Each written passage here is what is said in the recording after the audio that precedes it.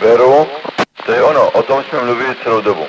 Pojedeš po ní, po té ulici. A vprostřed, nebo konec té ulice, tam je ten viadukt. Podjedeš 4,10. Jak jsi vysoký? Prosím.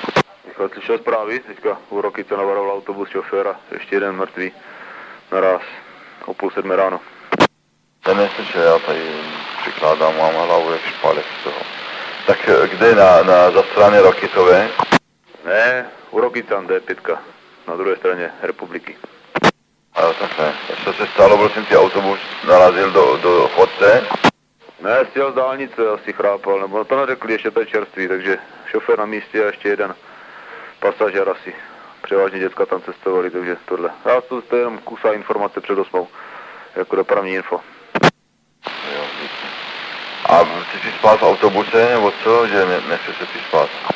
No se nespal, no, tak za chvíli jdu do práce na oběd a půjdu brzo dom a vyspím se až dneska. To kdybych spal teď, tak se to rozštělu na 4 dní dopředu a nebudu spát v noci, to nejde. Tak to musím dneska nějak překousat. Jasně, tady rozumíš. A za Honzo? A Honzo, tě zdravím taky. Sluníčko jsme dovezli, tak na to chvilku vydrží a bude teplo. No a nic, to slyšel jsem až 6 dní v Itálii, tam to bylo nádherný, jako 16 stupňů, 17, přes den, v noci +8, slunko furt. To je tady, když jsem dojel teďka ráno, je všechno zamrzlé na draka. Jo, tady máme ještě sněhový škraloupy a zamrzlo. Dobře, Honzo, ty daří a šťastnou cestu. Dobře, kdo volá info Brno, pojď.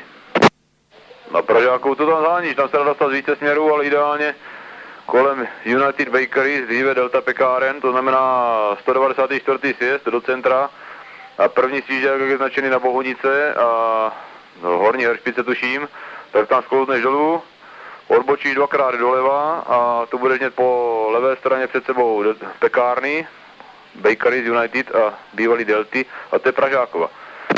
Tam všude sjíždíš z vrchu, tam žádný viadukt není. No tak tam vyjedeš na 194. a není problém, vyjedeš jako na přivadě od Vídně a hnedka tím dalším sjezdem, který není na dálnicu, aby za zpátky na Prahu, tak si jdeš do toho údolí, kolem se bude velikánský parkoviště, 2krát odbočíš vlevo a už budeš přímo na Pražákové. Dobře, díky za info, šťastnou cestu a dobrý pořízení tady v Brně. No pojď. Zeptám se pánové tady omezení u D1, směr Výškov, jak to jede nebo stojí, kdo jste tam, zkuste prozradit, děkuju. Pomalu to jede celku. Bez problému, ne svížně, ale v pohodě. Dobře, díky. Bohužel, nemůžu vidět šady u všeho. To nevadí, říkám, jed, máš normální oči, koukni, že určitě to podjedeš. Už to posíláme tam 15 let. Všechny auta jsou mají kontejnery a jsou 4,10 a všechny podělí. Nikdo nestrhl plachtu, všichni zůstali v pohodě. Já jsem ti říkal, že tam píšou dementy, oni, protože oni nedají to na knop. Oni tam, aby ochránili most, tak vždycky dávají 30-40 cm rezervu, kdyby nějaký blb si nevšiml, jo, a byl vyšší, aby to nezhodil most. Co tam jezdí trolejbus? Nejhorším to zvedneš normálně ty elektrický, jak se jmenujou, sakra, no, ty šránky, nebo jak se jmenujou. Zkus to, jak budeš, uslyšíš tohle nějaký skřený, tak poznáš, že už jsi urval sítě. Je to vedle Enteršparu. Zádi, kolik máš číslo. Tam máš nízký a vysoký. Nízký číslo u Enteršparu, vyšší číslo směrem po Hořelici. Tak kdo volá info Brno? Kolik máš? Šerona 100. Tak ta stovka je už do dálnice. Tak kde může být ta Ferona 100 hoší? No, Michal byla 89 a 117 nebo 119, to je blbý číslo, tam chybí nějaký... Stovka rozhodně ne, to nemůže být na pravé straně, jak je Toyota. 104 je Toyota a naproti musí být lichá, 100%. No, koukně to prosím tě, taky divný je to číslo. Tam nižší pod stovkou a to je vedle Enteršparu a tam ty to aj dají normální, nebo ty poradijou. Tak oteš čumák do města po Vídenské a drž stále levý pruh a jet k Enteršparu a to uvidíš těsně vedle Enteršparu, s nima sousedí. Ano, je to Vídenská, Heršpická až později. Rula je Vídenská 119. To ti řeknu, kde to je, ale určitě máš špatný číslo. Tady si koupili nějaký nový areál a mají to bez postovce, tak ta stovka je těsně pod mostem. pod Vídeňskou. Tam ta stovka. Je úplně vedle dálnice. Tak jet na tu Feronu a hlavně jde si po radiu. Jezdí si na tu Vídeňskou, na tu Feronu telefon, aby se nemusel zbytečně brouzat, protože někdo jezdí s papírama na 89, potom se to vykládá jinde. Chceš si to napsat, nebo to najdeš sám? Dobrý, nechám tam na tebe teda, kdyby mám to tady vyhledaný. Stačilo by to, nechám tam na tebe tady tím pádem. No nic se neděje. Jo, Honzo. Jo, to vím, že jsou tam, akorát mi říká stovku, tak jsem myslel, že mají nějaký nový areál, no tak proto, tak mi to zmátlo. To vím ty čísla. Jde tady, že vypadla ta 19, zůstala tam stovka na papíře, někde s tím otřesála. To najde někde tam pod nohama, tu 19. Jo, dík Honzo. Podvězva na info v Brně. Víš, jak je cesta na Hodonín po Staré, okolo Makra, znáš tu cestu? Odkud jedeš vůbec? Od Hradiště. Po 50 jedeš. Po 50, ještě to propoje nejlíp. To musíš zůstat na tu starou Hodonínskou, když tohle jedeš od tam. To znamená, teďka napojíš kde na tu dálnicu, nebo jak dostaneš, od Slavkova, nebo jak od Hradiště říkáš, po 50. Dobře, pokud budeš na dálnicu, tak exit 201, jedeš z dálnice, nebo 203, to jedno, můžeš i 203, ne s rolinkou. 203 ne, nebyl by pro tebe. A člověk taky dostaneš, ale umotáš se zbytečně. 201, půjdeš doleva, do města, a hned u prvního semaforu doleva. Směr Turžány, Hodonín. Jakmile vyjedeš z Turžán a budeš mít cedulu konec prosím. Jasně. Tam kamion se předou tam policajti. Pod Buchovským. Jo, takže na benzínky, jo, tam dole, jak jsou ropáci v těch místech.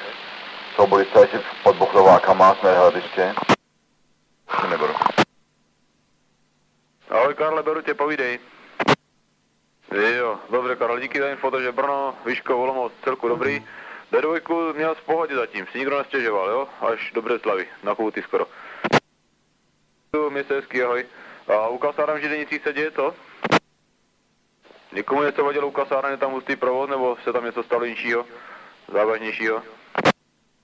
Tam pod tím viaduktem bývá nějaká geopatogenní zóna, nebo jaká zóna, tam se to vždycky přibrzduje. Co se děje u kasáren, je tam někdo blíž pod mostem, nějaký zádrhel, nebo se tam jenom brzdí provozem. Takže před 10 minutama nehoda nebyla, projel tam a je to zhuštěný jenom provozem. Děkuju. Bohužel nebylo, je to slabý. Takže na 170. kilometru před 9 křížema vozidlo údržby ve směru do Prahy a jinak jednička až napravo čistá. Děkuji za info. Tady kolem Brna. Tak jak všelijak, celku žádný komplikace tady to omezení, jak si jelo, tak jinak 50-100 km od Brna žádný problém. Co potřebuješ poradit ještě jednou, trošku přitlač na hlase, jestli to projde znovu? Pojď na 8, já tady neberu, kanál 8, s tou navigací informací 8. Kdo volá info Brno, pojď. Tady tě neberu, pojď na 12, tady je hovor nějaký, takže pojď na kanál 12 s tou navigací, jestli tam poberem. Moment, to je jeden o voze a druhý o koze. Bavíme se o adrese a o názvu firmy zatím ještě ne. Nebo jestli máš název firmy, bude to možná jednodušší. Ta ulice, jak to říkáš ty, to kdyby psali, já nevím, ne z České republiky. To nemá žádný význam. To, co říkáš ty, tady žádná taková ulice není. Zatím. Moravia Press, není to v Břeclavi, ale ne v Brně. Máš to do Brna, ten Moravia Press? Ještě jednou, ptám se, máš to do Brna nebo do Břeclavy?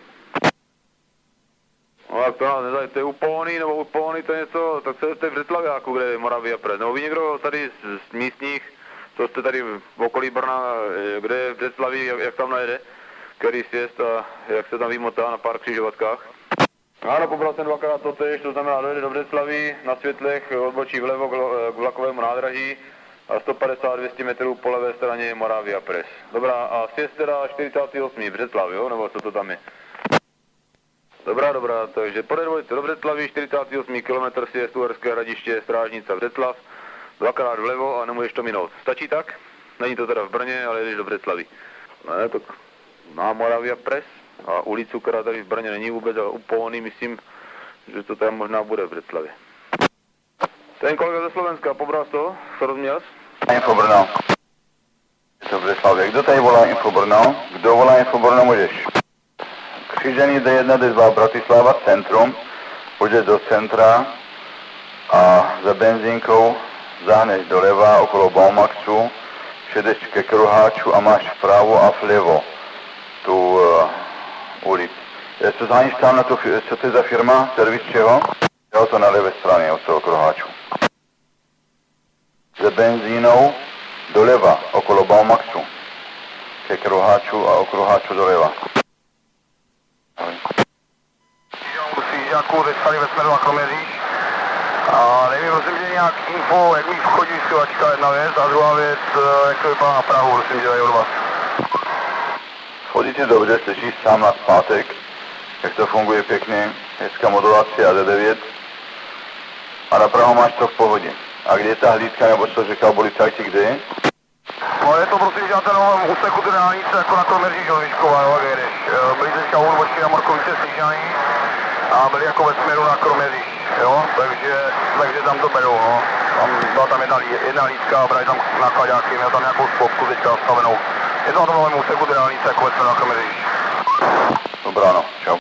Nazdar pošťáku, ty nebereš ani citrony, ani prd, furt máš rýmu. Nastartuji Tatru 815, ten si ročník, přibližuji k tomu výfuku, dejte brčník na hlavu a nedýchej pouze výfukový těchhle plyny a máš vylečenou. To jsou dobrý rady. Ahoj, zdravím. To Michal dovede. Na Mikolo by to mělo být dobrý, v pohodě. Zatím všechny směry byly jakž tak celku v pořádku.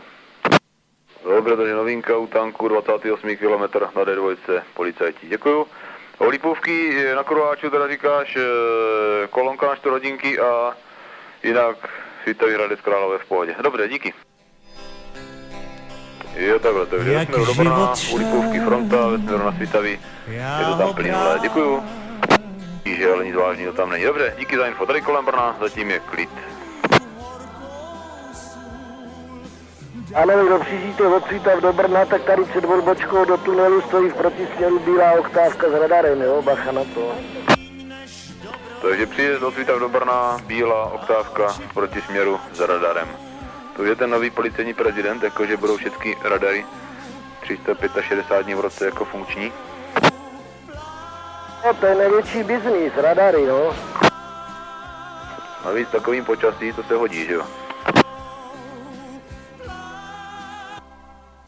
No jo, před hodinou právě říkali, tam je vozidlo údržby, takže na 170. kilometru na Prahu novinka do vozidla údržby trefila dodávka, nebo něco takového. Takže kdo jdete ku Praze, 170. kilometr, kousek před 9 křížema, dávejte tam pozor.